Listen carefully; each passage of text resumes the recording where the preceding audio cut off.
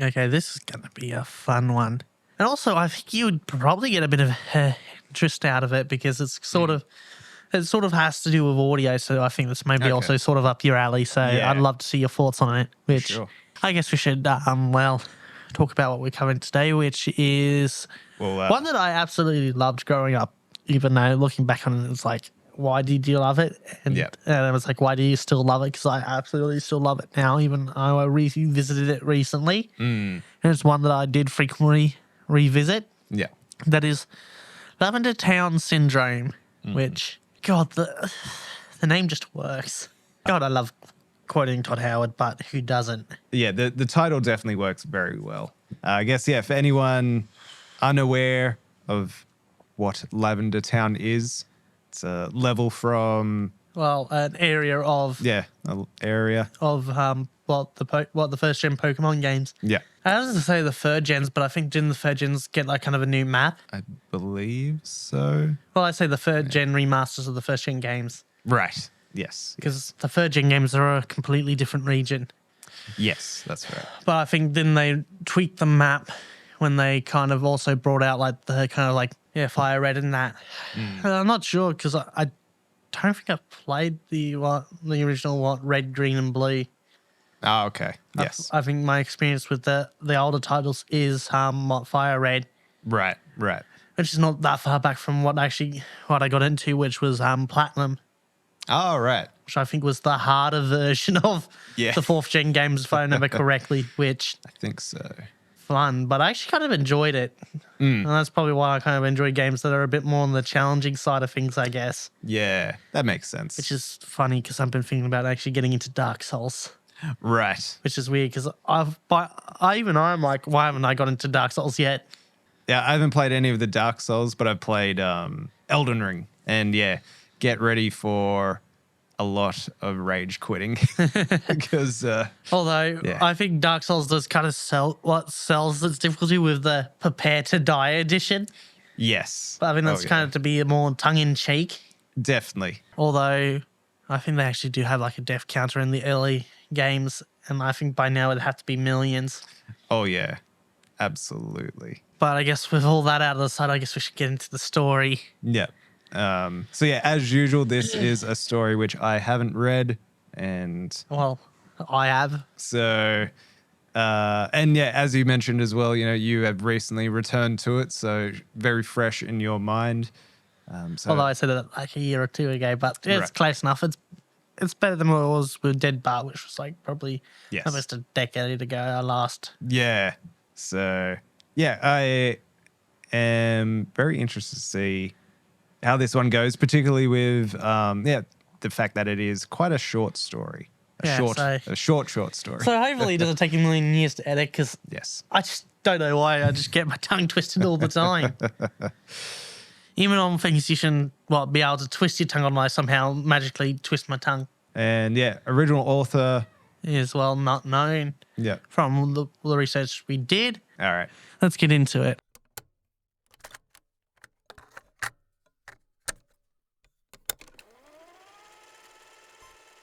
The Lavender Town Syndrome, also known as Lavender Town Tone or the Lavender Town Suicides, was a peak in suicides and illnesses of children between the ages of 7 to 12 in Japan back in February 27th, 1996.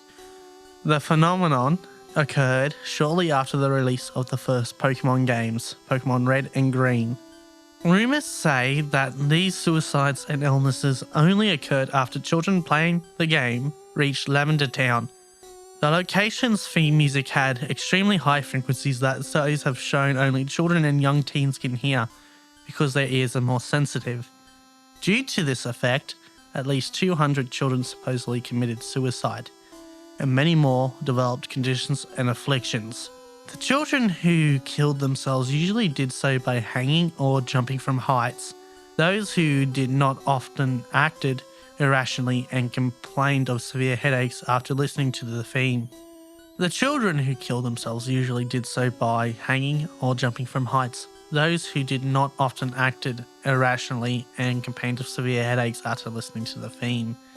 This mass hysteria was caused by the first released version of the game, After the incidents, the programmers fixed the location's music to be at a lower frequency.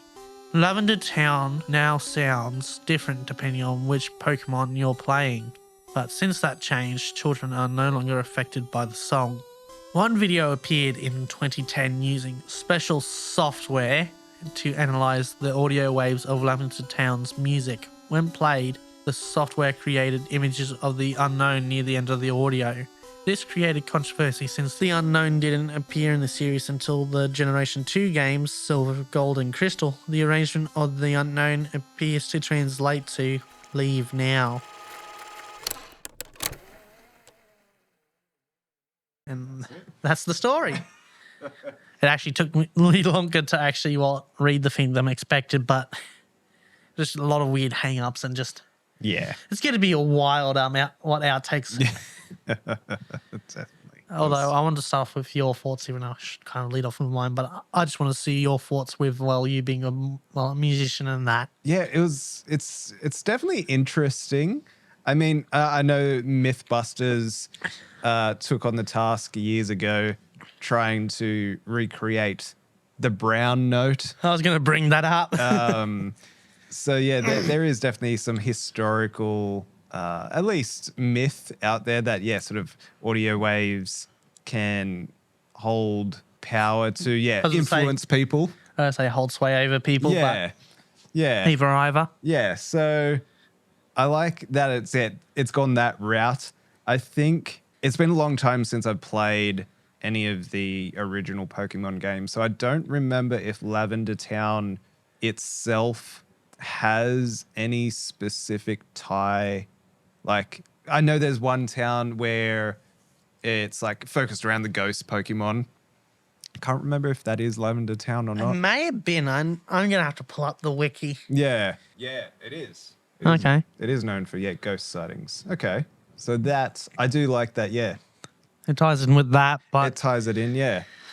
Also, I feel like I just wanted to bring this up because this could actually have influenced this creepypasta, but I know there was one episode of Pokemon that kind of got banned just because, it caused kids to have epileptic fits. And I wonder if that was also kind of an inspiration for this creepypasta. I think it was the episode Polygon, I believe, and there was like a lot of flashing lights and that. Oh, yes. I think I say they banned it, but I don't think they did. I think they re-aired it, but made it so, it didn't give you an epileptic fit when you watched it. Yeah, and I think there's also a story where it's like that particular Pokemon doesn't return to the series because of that episode. There's like some controversy around that and how it was only recently that, the Porygon Pokemon actually featured in any of the, whether it's like movies or series, So maybe there's some potential, at least influence there. Not only that, but I think actually out of a lot of the Pokemon designs, it's probably one of the coolest ones out there. It is, yeah. It is a cool It's actually design. pretty neat. Very simple shapes, but it just comes together in a way that just is like really nice looking. Yeah, I guess it is also very different to every other Pokemon that you kind of see. Not only that, but it does also have that kind of like robot feel to it, which... Yeah, it's a nice touch, very different, stands out. And I'm not too familiar with the unknown either, so Actually, I guess... I remember being out actually at one point just because I was bored out of my mind, completed the unknown alphabet. Oh, that's what it is. Okay. I've seen them, but I'm not familiar with... I think there's like, isn't it 28 of them? I believe so, yeah. Honestly, it was a pain to try and get all the different forms. And they're psychic types. So I can see, what they've done then.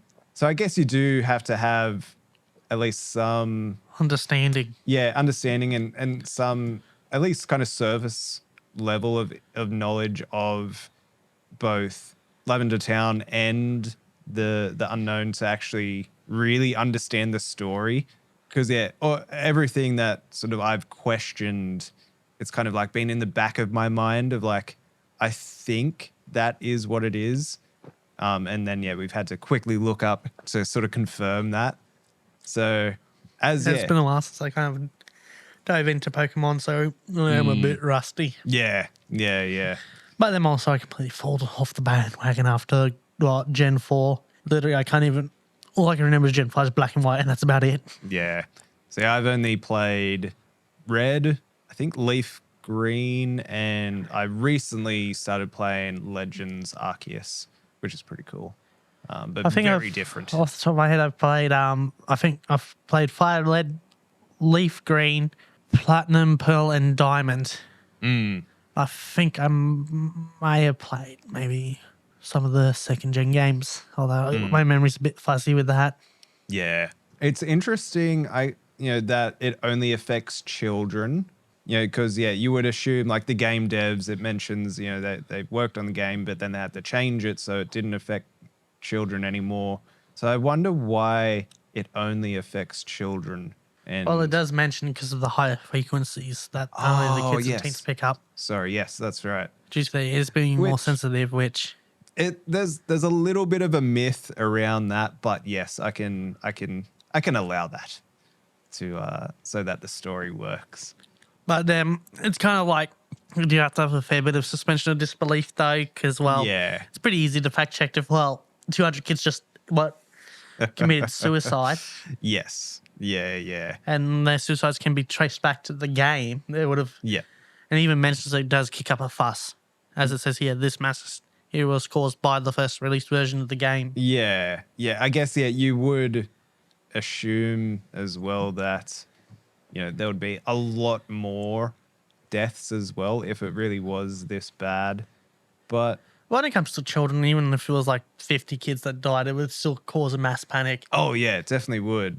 So it's very interesting. I don't know what the special software. It's funny how that's in quotation marks as well, because audio analysis software has been around for a very long time. Spectrograms and things like that, where you can actually it takes an audio wave and you can see it in color, and sort of the different colors mean how if it's a red moving towards white, that's louder. If it's blue, that's very soft. Stuff like that has been around for years. So I do wonder what the special software is. Although I love how it's in quotation marks. Yeah, it's interesting. But it is also funny because there is a software out there that does do exactly what this is saying. It listens to audio waves and then it creates a picture or image from those. So there is software out there. I don't know. Maybe they just didn't want to say exactly what software it is. I can't remember the name of it at the moment, but I wonder if they didn't want to use the name of it, so they just went with special software. But then I think it would have been better if they did name it, because then that would actually make people go, ooh, I'm going to go and download that software and then do this to the Lavender Town theme to see what it gives me. That would have been interesting. The fun thing is with it, with it, it's if it doesn't show up as, if the unknowns don't appear, it's just because you got the edited version of the file. Yeah, there is that as well. And I guess it kind of overall I just kind of like actually how it takes the kind of the eeriness of Lavender Town as well as its theme and make it into a creepypasta. Yeah. Even though, again, it's very easy to fact check and disprove it, which does kind of hurt the story. Yeah. But at the same time, I can let that slide. Yeah, it is a fun, very short story. It's definitely something that would be good around a campfire. Yeah, absolutely. Definitely would be. I think it would work well in a campfire setting. Yeah, I think so too. I do like that, it brings the unknown in, because that kind of adds the element of mystery. A mystery. Because it's pretty straightforward for most of it. Yeah. It's sort of putting all of the reasoning, the purpose behind the song itself, but then it's where the unknown created because of the original song, where the unknown always there and affected the original song. It kind of, I guess. Or whether there's a warning. Or as a warning, That's what I kind of lean towards. Yeah, that's, I guess, because the unknown appears to translate leave now. And it's why are they leaving? I don't know. There's a lot of questions. Although I guess this is me being a bit fucked in the head. but I kind of extrapolate it as leave now as well. Leave this mortal coil now. Oh, maybe. That's a good point. Which I would say, yeah, you gotta have a few screws loose to come up with that kind of conclusion. Yeah, because I was definitely thinking more of like just leave the game. Maybe it's even like leave the game like you're wasting your life playing video games. Maybe It could be that too, again. And that's what I like about these older ones is that it leaves a lot up to interpretation. Yeah, but yeah, maybe it is just a straight up like very sinister leave now, as in go, leave your earthly being. Set a new free fall record in the process. It's funny with this one. I think on face value, you can read through it obviously very quickly and kind of just take it as it is. But the more that we are thinking about it, talking about it, discussing it, the more interesting it actually gets, which I guess is a good. It's a good conversation piece. Yeah, it definitely is. It's a good sort of like yardstick as well to measure how a story can really be more interesting than what it appears to be. But I guess, as I said earlier, you do kind of have to have that knowledge of what Pokemon is, what the games are, and then specifically, the areas of Lavender Town and the Pokemon of the unknown. So, do you know what would be fun to do? Although probably we need to get our hands on an emulator first. Would be to actually go through, like Pokemon Red. Yeah. Or even go through Fire Red. Actually, I'm not sure if the emulator I got, though, would work on the computer we're using to record, though. Probably not, but there's plenty of emulators out there. I think yeah. I think that would, I guess, if you're interested in us doing a playthrough. Yeah. That could be fun for sure. It's been a long time since I played Pokemon Red. It'd be cool to get back to it. So yeah, overall, not a terrible one. Pretty interesting. It's got some good concepts. It could definitely. I think this is definitely a shorter one, which could improve with some extra info and context. I think like maybe a paragraph or two more would definitely help it. Yeah, not too much more. Like even another page, maybe another 2 pages would have been well over enough to just add a little bit extra to it, because it does also, it leaves a little bit left to be desired, which not a bad thing, but a good first draft kind of starting point, I think. With you obviously having read this one before, does this one stand up, or does it kind of fall a bit? It's kind of weird because, like, yes, from a factual standpoint, it falls flat on its face, but as a story, it just works really well. I guess it's one of those ones where, like, it could have dug deeper into, like, naming specific game developers that were part of the project, or even naming specific, like, composers who made the music. But I think it's actually... I wonder if there's even credits for the people that did the music for Lavender Town. Now I want to check. That's a really good question. But I kind of like that it doesn't do that it leaves... I think, it leaves a lot to the imagination. Junichi Masuda. Yeah, you're pretty spot on off the top of my head with the name. So, what's your rating? I'd like you to see you go first, because I think it's pretty obvious where I'd put it. Yeah, I think I'm gonna rate this one a pretty solid 5. It's kind of middle of the road. I could go as low as a 4, just because I do want a bit more.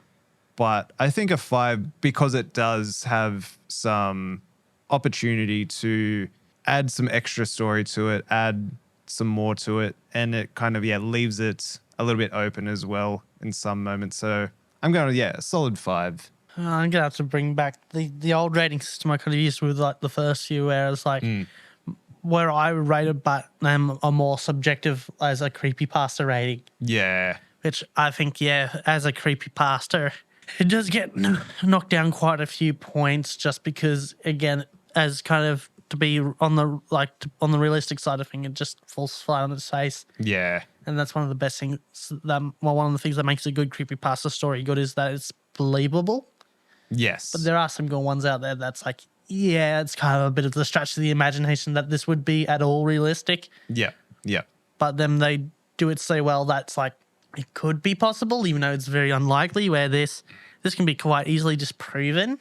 I think Where I so. think originally the original intent of the story was to kind of make people think that this was real, that this actually happened. I see. Yep. And I'm not sure this was the author's intent. And again, since we don't know the author, we can't just be like messaging them, hey, what's your intent behind the story? Yeah. And even then, people's intent can shift over time. Yeah. That's very true as well.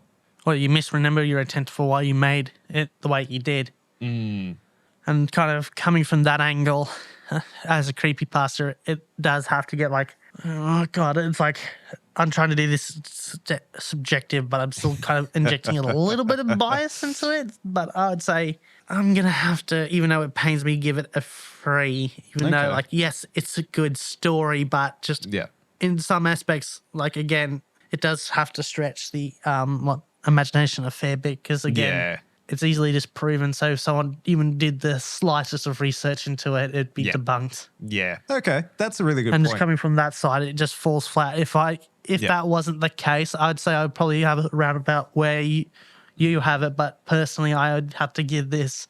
I just love it. So I think personally, I'd give it an 8.